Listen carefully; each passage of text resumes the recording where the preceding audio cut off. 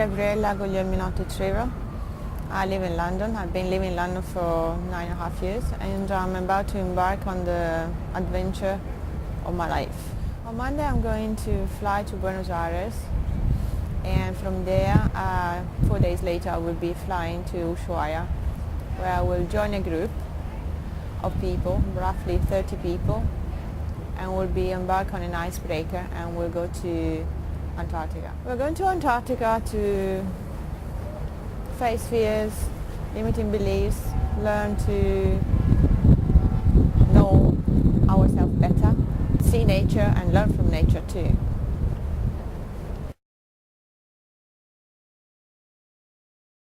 One of the mentors who is taking us there, I was a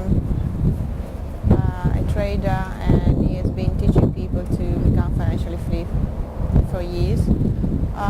The other mentor will be Peter Bland, who is actually the explorer himself and who has been to the North and South Pole and now takes people to Antarctica with the purpose to help them to face fears and become more aware of who they are. It started back in June 2007 when I went to a seminar and I met Peter Bland, who is an international motivational speaker. And he's Australian and he has been to the North and South Pole himself and now he takes people to Antarctica to face fears and limiting beliefs. Talking to him I realized that what he does is actually part of what I want to do in my future. So I thought, okay, I'm on this expedition definitely.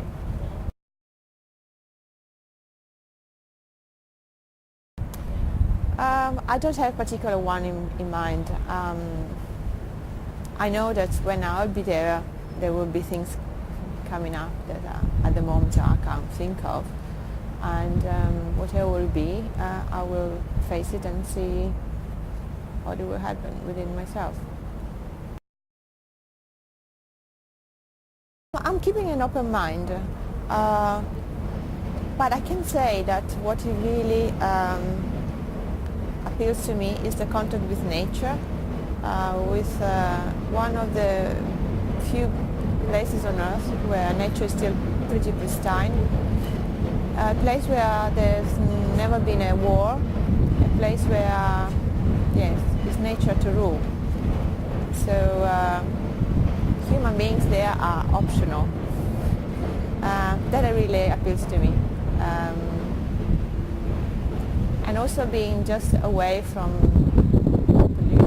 pollution or noise pollution or picture pollution that we normally have in normal civilization.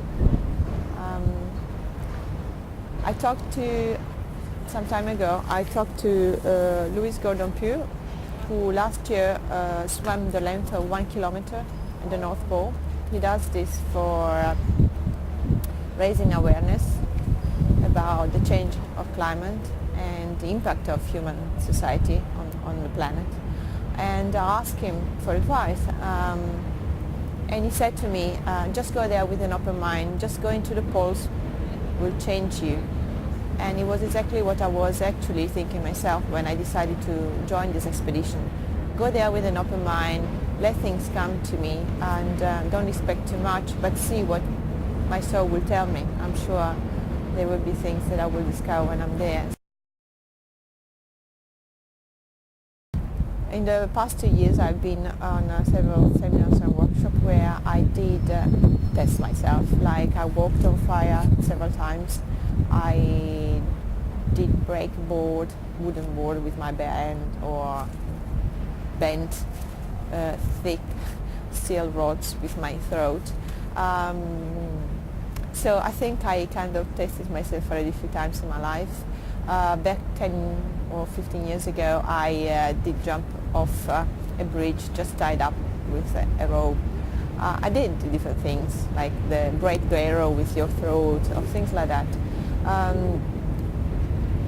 But this trip for me, this expedition for me, is combining these type of things because we will be ice climbing, we will be kayaking, trekking, camping out and stuff like that. But also I will be traveling on my own after through Patagonia. So it will be, for me, is trusting that whatever you will find on your journey, it will be the right test for you. I've been traveling on my own 2 years ago through Vietnam, and that was a test for me. Trust that I will make things go smoothly and learn from whatever comes to me. I always liked to walk on the edge since I was little. And I remember my mum being quite alert and upset if I would walk on the tip of a little wall or a cliff or things like that. I always like that. And I think the purpose of life is to know yourself. And to know yourself, you have to tread out of the comfort zone of the usual. Otherwise, you tend to follow the same pattern of thoughts. I think that's what really pushes me, and testing myself will enable me to become stronger, know myself better, and I will be in a better position to help others to do the same.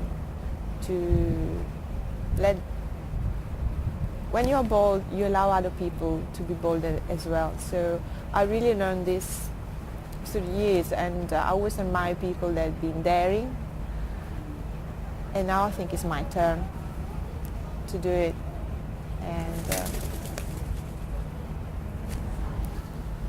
and to inspire others. And I'm not afraid to do it anymore.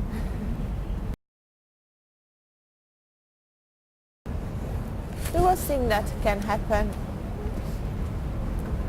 is that I will be so scared that it will be all filmed. I will face it. I learned that fears is the side of the coin of excitement. So going through the fear, I know that I will come out the other end and will be somebody stronger. So that's okay. That's the worst that can happen. I thought, okay, what can I do to make this adventure be useful for others? And I thought, okay, I can put all my thoughts on a diary, and it will be good. I can maybe write a book. I can maybe make a seminar or something, and it will be all good. But I thought, how can I really, really impact other people's life? And I thought of myself. I thought, what can really have a big impact on yourself? And I thought, I saw films, I saw documentaries that really, really kind of changed something within myself. So I thought, you know what? This is what you are going to do. So, of course, I thought, oh gosh, how I'm going to do this? And I just realized that actually it's part of the process, it's part of my adventure too. And I thought, yes, I'm going to do this. I'm definitely going to do it, because if I film this, I record this, then I can make a documentary, I can make something that will have the full impact for other people that maybe haven't had the chance like me to go on such an adventure, have the privilege of spending the time, the money and everything to go on such a big trip. So I thought, yeah, I have to do this, I want to do it, and I will do it wholeheartedly, and I will enjoy it to the fullest. Okay, today is Friday, the 29th of February, and I'm leaving in late afternoon of Monday, the 3rd of March. I still have to book my accommodation, at least in Buenos Aires and Ushuaia, and pack and think of everything I can possibly need for such extreme weather. I should have everything, but the last minute thing is always happening. I feel pretty relaxed now. I think I did most of the preparation, and also I trained as much as I really could and I wanted to, so I think my body will follow my thoughts and will respond well. I have this thought in my mind that it will be as demanding as I can go in Antarctica. I will see what happens. It doesn't have to be painful. You don't have to be hurt to learn. You just have to be very wise and learn from what you got. I think I will do my best to learn, even if it's not very demanding. I will see what happens. I have anyway the adventure on my own after this adventure with other people in Antarctica, because I will be traveling through Patagonia. So I will have the chance there to experience what it is to choose completely what I want to face, which challenge I will want to go on. I will see what happens and what it will be the thought, most compelling thought. I will just follow my soul desire, really. I am pretty sure that what I'm going to do next week for 1.5 months is actually what I always wanted to do, which is actually traveling, seeing the planet, be in nature and learn from that, and then pass on what I will be discovering, what I will be learning, and just simply pass it to others. We're all different, we all need different things. So by being myself, discovering myself, I will allow other people to be inspired and do the same. So this is for me the first of a long list of adventures that I will be doing for the rest of my life.